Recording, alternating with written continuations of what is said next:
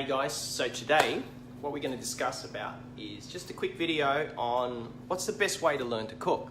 Well, there's two main ways that people learn to cook at home, and that's one, they often have like a grandma, a mom, a dad or a friend who teaches them how to cook, and what they do is they learn by watching and cooking along with them. Now, if you don't have one of these, and I think there's a lot of people like that, the other option is to learn a bunch of recipes, and you go through books online and you find a recipe and then you just practice doing that. Now, the problem with those two ways is it's not really efficient.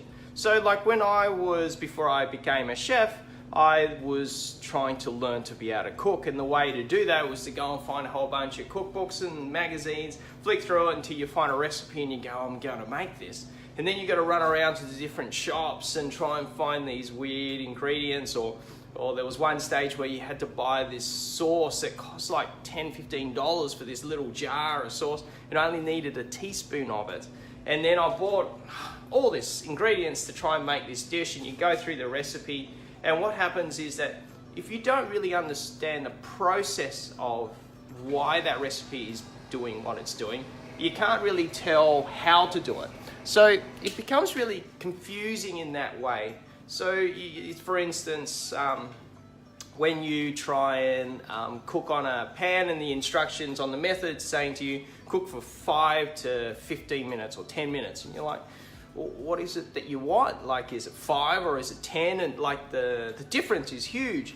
And to work out temperatures and the equipment, like the oven that you would have at home would be different to the oven that we use in the kitchen, or what you would use, or the guy who did it, or the girl who did it, who has a multi-million-dollar kitchen or whatever, it's different. It's completely hard. And a lot of the times when you make your dishes, I kind of think you look at it and you look at the picture where the photo is being done by a food stylist, and you're looking at your dish and you're looking at the picture and you're thinking it doesn't look anything like it, and I'm sure it doesn't even taste anything like it.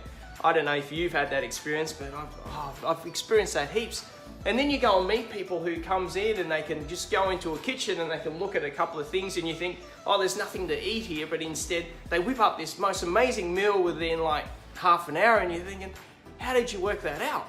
So the trick of that is to be able to know basic techniques, and as chefs, we are not taught a million different recipes. We're taught different techniques. So instead of actually learning, all right, this is how you cook a steak, this is how you cook this, and this is how you cook that, we learn the basis of how to fry something, how to saute something, how to bake something. Really, there's only 3 main ways of conducting heat in cookery, and that's through a pan, which is conduction, through liquid like deep frying or a stew or a slow cooker, or in an oven, which you're roasting or baking, which is through atmosphere.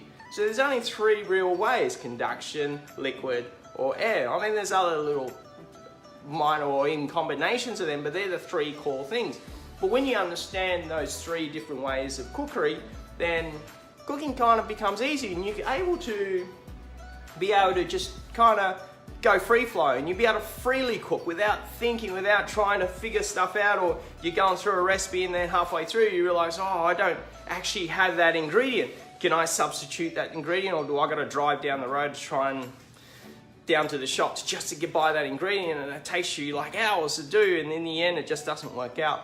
So the way to really learn to cook efficiently and effectively and brilliantly is to understand these core principles of heating, of prep work, and just basic thickening, or how chemicals and how different ingredients contradict to each other and how they work together. So when you understand that, it becomes really easy. So that's really how you do it. But obviously there's that process. It's like learning to play music. There's no point just learning to be able to play 3 songs and thinks that you're a musician.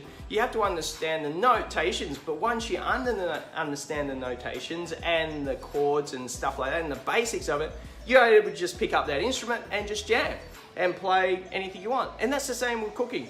You can, once you understand the principles of it, you can just grab a recipe and go, oh yeah, I understand what it's actually trying to tell me, and adjust to it accordingly, because every recipe is really wrong a lot of the times, so to speak.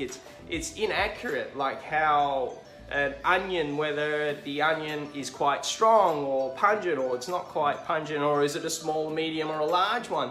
So it's all very confusing. So once you understand the principles of cookery and the basics of foundations, you're able to just walk into any kitchen and just pretty much bang out a really nice meal at any time. So that's what you have to do. It's pretty quick and simple. If you watch some of these videos, I go through these foundations of basics. I try and work away from just showing a dish and going, well, that's how you make this dish, off you go. I want to show you how to know why you're doing different things, so that way you can take that recipe away and do whatever you want with it later on and learn a million different types of techniques and recipes to go with it. Well, there you go. If you got any questions, ask in the comments. See you next time.